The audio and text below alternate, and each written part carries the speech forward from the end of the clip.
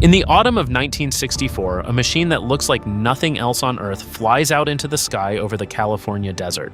It's white. It's enormous.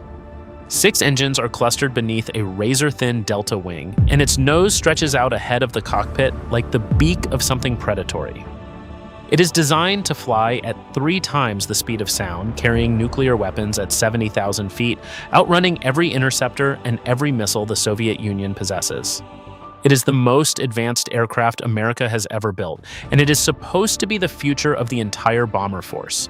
Within 2 years, one of them will be dead, and the program will be finished. By the mid-1950s, the nuclear standoff between the United States and the Soviet Union had settled into a grim arithmetic.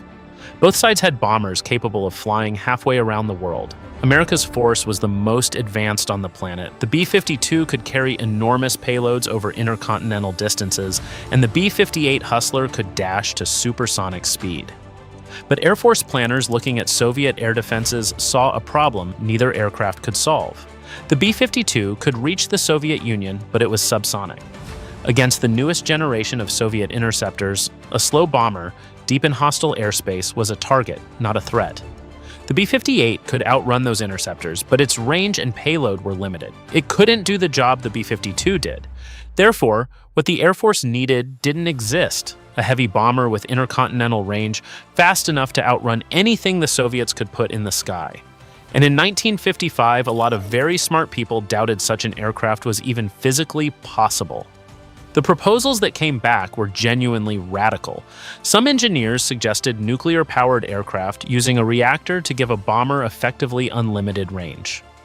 Others proposed exotic high-energy chemical fuels to squeeze more performance out of jet engines.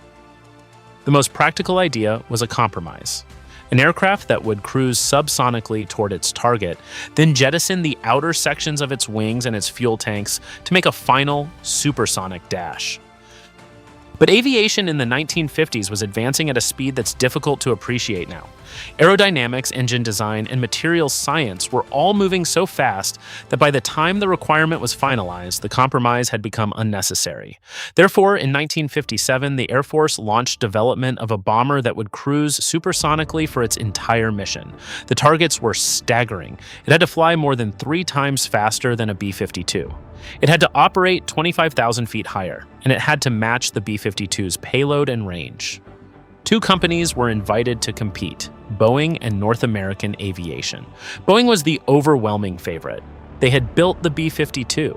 They had built iconic bombers through the Second World War. Their reputation in heavy aircraft was unmatched. North American was the underdog.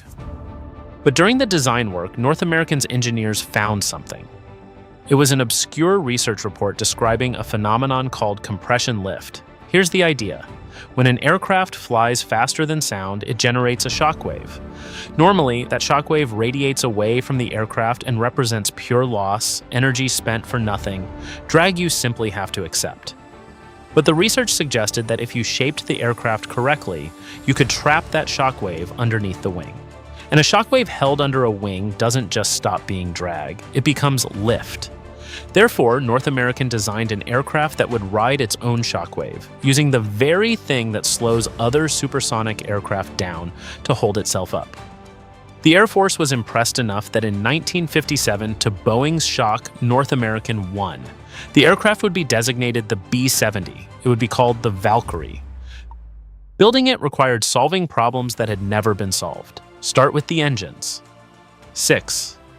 Afterburning turbojets were mounted in a cluster under the fuselage, fed by a sophisticated variable intake system that could manage airflow across an enormous speed range. They were optimized to run most efficiently not at takeoff, but at high supersonic cruise. And they were powerful enough that the Valkyrie could lose one engine entirely and still hold Mach 3 to complete its mission. Then the wings. The Valkyrie's wingtips folded. On takeoff and landing, they extended flat. At low supersonic speed, they angled down 25 degrees. And at full Mach 3, they folded down a full 65 degrees, trapping the shockwave beneath the wing exactly as the theory predicted. Therefore, the Valkyrie achieved one of the highest lift-to-drag ratios of any manned aircraft ever built. The folded tips also improved directional stability at speed, which is a detail worth remembering. Then came the heat. At Mach 3, air friction heats an airframe past the point where conventional aircraft aluminum begins to soften. The Valkyrie's skin would reach temperatures that would destroy a normal airliner structure. Therefore, engineers developed a stainless steel honeycomb sandwich skin combined with titanium and circulated the aircraft's own fuel through the airframe as a coolant before burning it. Even the cockpit was reinvented. At 75,000 feet, the crew compartment was fully pressurized, and each seat was fitted with an encapsulated escape system, a clamshell capsule that would seal around the crew member before ejection. That single feature meant the crew didn't have to wear bulky full-pressure suits. Therefore, a Valkyrie crew could be airborne in roughly 20 minutes, instead of the long suiting up procedure other high-altitude aircraft required. The finished machine weighed over 250 tons and could deliver nuclear weapons anywhere on Earth in a matter of hours. The first prototype was unveiled in May of 1964, with 2 more already under construction. And almost immediately, it started going wrong. Ground testing turned up so many technical problems that the first flight was pushed back by months while engineers worked through the list. It finally flew on September 21, 1964, and the celebration lasted about as long as the takeoff roll. A hydraulic leak prevented the landing gear from retracting. Then an engine surged and had to be shut down. On landing, a brake locked up, a tire blew out, and caught fire. But that was only the beginning. On October 12th, the Valkyrie crossed the sound barrier for the first time, barely, just above Mach 1. Therefore, they pushed further. And as speeds increased, paint began peeling off the fuselage and control surfaces until the aircraft looked like it had been through a sandblaster. The paint was patched. The tests continued. But a pattern was emerging. The faster the Valkyrie flew, the worse the failures got. On its 12th flight, at Mach 2.6, part of the intake structure tore loose and was swallowed by an engine duct, knocking out 4 of the 6 engines at once. The crew landed safely. Every engine had to be replaced. Therefore, by the time the aircraft was finally cleared to attempt Mach 3, on October 14th, the program had already burned through months of schedule and enormous amounts of money. 2 minutes into the run, a large section of the wing's leading edge broke away. Emergency landing. From that point on, the first prototype was restricted, never again permitted above Mach 2.5. Setbacks are normal in cutting-edge aircraft development, but the Valkyrie had a far bigger problem than broken hardware, and it had nothing to do with engineering. The entire reason for the aircraft's existence was disappearing. Surface-to-air missiles had arrived in the mid-50s, and they were improving faster than anyone had projected. By the early 1960s, the Soviet Union possessed thousands of them, and the newest could reach altitudes above where the Valkyrie was designed to cruise. Therefore, the aircraft's core premise, fly high enough and fast enough and nothing can touch you, was collapsing before the bomber ever entered service. And then came the second blow, the intercontinental ballistic missile. An ICBM needed no runway, no crew, no escort, no refueling. It could sit in a hardened silo or beneath the ocean in a submarine. It could not be intercepted, and it cost a fraction of what a fleet of Mach 3 bombers would cost to build and operate. Therefore, in the span of a few years, missile technology had made the most advanced bomber in the world essentially redundant. Engineers scrambled to save it. Proposals were sketched to convert the Valkyrie into a missile launch platform, an airborne launcher for spacecraft, even a supersonic aerial refueling tanker. One proposal imagined turning it into a Mach 3 commercial airliner. None of it was realistic. Therefore, the program was cut back and cut back again until it was reduced to a bare research effort with just 2 aircraft.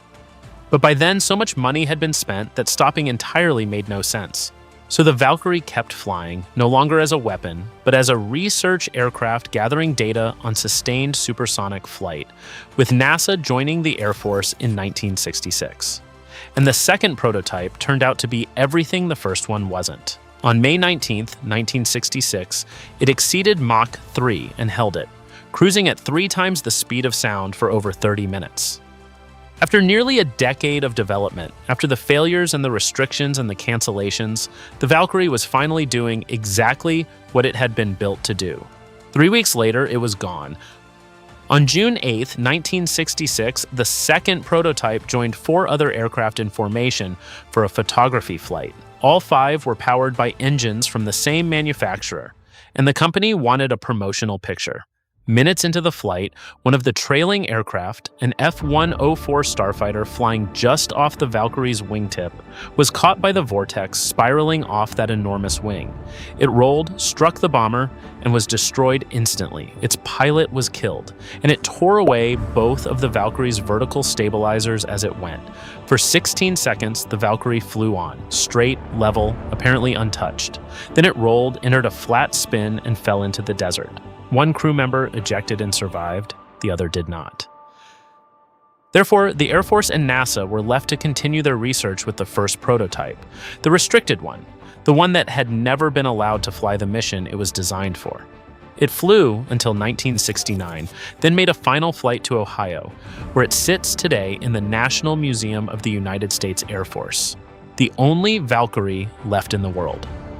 But the Valkyrie's influence didn't end with the program. Because back in the 1950s, when Soviet intelligence learned that the Americans were building a supersonic intercontinental bomber, Moscow panicked and rushed to build an answer of their own. What they produced looked genuinely terrifying. It was sleek, angular, and it was displayed publicly as proof that the Soviet Union could match American aerospace power. But the aircraft was a failure. It couldn't come close to the performance it appeared to promise, and the Soviets quietly buried it. The Valkyrie never dropped a bomb. It never flew a combat mission. It never entered service at all. But it frightened an entire superpower into wasting years and fortunes chasing something it couldn't build. And it proved, definitively, that sustained flight at 3 times the speed of sound was not science fiction. It just arrived at the exact moment history stopped needing it.